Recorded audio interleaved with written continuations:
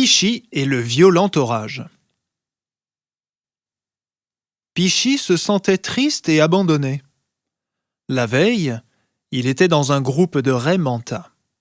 Elles se goinfraient de tonnes de poissons au large des îles d'Andaman et Nicobar.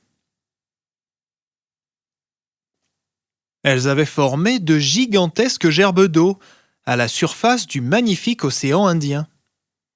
Lorsqu'il avait soudain vu un bateau devant eux, Pichy avait plongé très profond sous l'eau. Ses amis s'étaient dispersés. Pichy avait actionné ses immenses ailes en forme de cape pour se mettre à l'abri.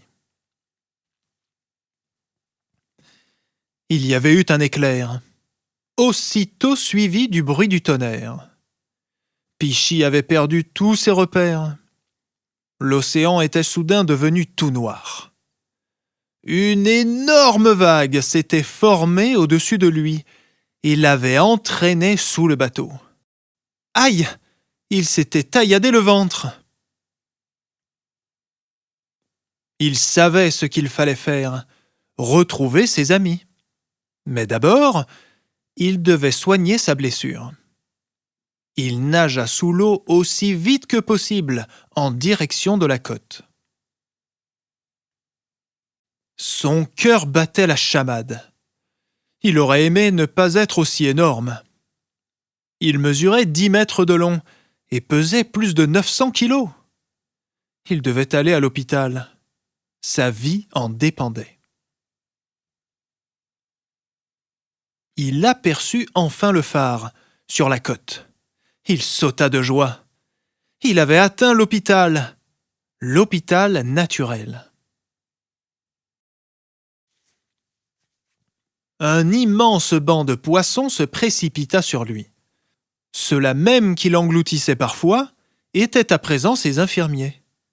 Ils nettoyèrent la profonde entaille qu'il avait sur le ventre. Les poissons nettoyeurs grignotèrent les lambeaux de peau. Pichy se sentit bientôt beaucoup mieux. Quelle bénédiction! Cet océan Indien et ses 5000 espèces marines! Cher lecteur, l'océan Indien est également connu sous le nom de Ratnakara dans l'ancienne littérature sanskrite. Ratnakara signifie « mine de pierres précieuses ». Les raies manta fréquentent régulièrement les stations de nettoyage, que l'on appelle aussi « hôpital naturel ». Là, de petits poissons pénètrent dans les branchies de la raie manta et sous sa peau.